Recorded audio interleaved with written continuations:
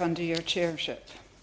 And thanks to my honourable friend from North East Glasgow for bringing this important debate and for her very moving speech. It's clear that she's committed to her constituents. But we need to break the cycle of inequality. As we've heard in the streets of North East Glasgow, parts of my constituency in Mid-Dumbartonshire, including Auchinairn, neighbouring North East Glasgow, too many young people begin life weighed down by poverty rather than uplifted by potential. 33% of children across Glasgow are growing up poor, but this rises to over 37% in the Glasgow East constituency, the highest in Scotland. Behind every percentage point are hundreds of pupils whose concentration is broken by hunger, whose homework is done under blankets because the heating is off, if it is done at all. New figures from the Joseph Rowntree Foundation reveal 6 million people are living in very deep poverty in the UK today, with nearly 500,000 in Scotland. Poverty of this scale is not just a social failure, it's an economic own goal and a drag on growth. The OECD has long shown that inequality depresses GDP by stunting skills and productivity.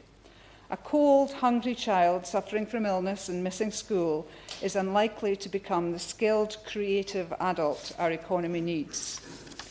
We need investment, not in handouts, but in the human capital that will pay Scotland dividends for decades. 3 interventions stand out. First, extend free school meals to every child in poverty throughout primary and secondary school. Scotland rightly offers universal provision in primaries 1 to 5, yet pupils in primary 6 and 7 and early secondary schools still fall through the net. Research by the Institute for Fiscal Studies finds that a reliable, nutritious lunch raises attainment by the equivalent of 2 months' learning each year and boosts lifetime earnings. That is growth economics in a dinner hall. Healthier children today, higher productivity tomorrow, and lower long-term welfare and NHS costs. Second, make every home in North East Glasgow and beyond warm and efficient. The Warmer Homes Scotland programme helped over 7,000 households last year, cutting bills and carbon alike, and demand has soared as energy prices climb.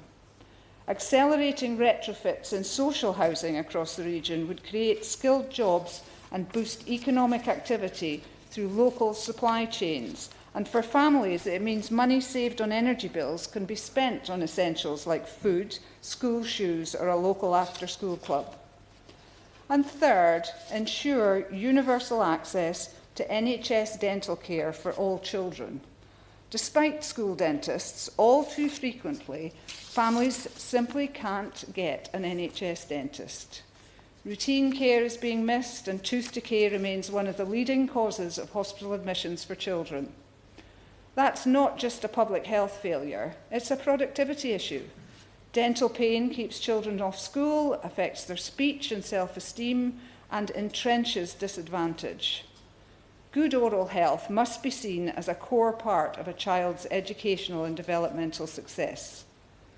Tackling poverty means addressing the full range of barriers that hold children back. Can she give way? Yes. Just on the dentist thing, I spoke on an NHS dentist debate in Westminster Hall a wee while ago, and something like 95% of people in Scotland are registered with NHS dentists, whereas the figure in England is if about 50% of adults will ever see an NHS dentist in their life in England. Is she making this case specifically for Scotland? Because I'd actually love to hear more about where the gaps are in service provision in Scotland. Susan Murray. That is not my experience in my constituency in Mid-Dumbartonshire. We did a survey recently which showed that there was quite a lot of difficulty in people finding an NHS dentist, and that many who were with NHS dentists found that those dentists were moving to private practice. And in fact, I know of many constituents in East Dumbartonshire that are travelling to Springburn to reach an NHS dentist, so they have to travel quite a long distance. So tackling poverty means addressing the full range of barriers that hold children back. hunger, cold homes and preventable health issues among them. These are devolved levers that Holyrood can and should pull. The Scottish Child Payment is a start, but Westminster must also play its part. Liberal Democrats are calling on the UK government to tackle child poverty by removing the two-child limit and the benefits cap, and to reduce the wait for the first payment of universal credit from 5 weeks to 5 days. Instead, a UK-wide poverty premium continues to strip cash from low-income households through their higher tariffs and costlier services. Scotland cannot build fairness on funding shortfalls. Hungry children cannot learn, and cold, unwell children cannot thrive. But nourished pupils, warm homes and healthy children are the engines for future growth. By investing in all our children, school meals, energy efficiency and basic healthcare access, we not only spare a generation the misery of deprivation, we unlock the skills, health and enterprise that can power North East Glasgow and the whole of the United Kingdom to a more prosperous future. This is not just a moral choice. It's the smart one, both socially and economically. Thank you.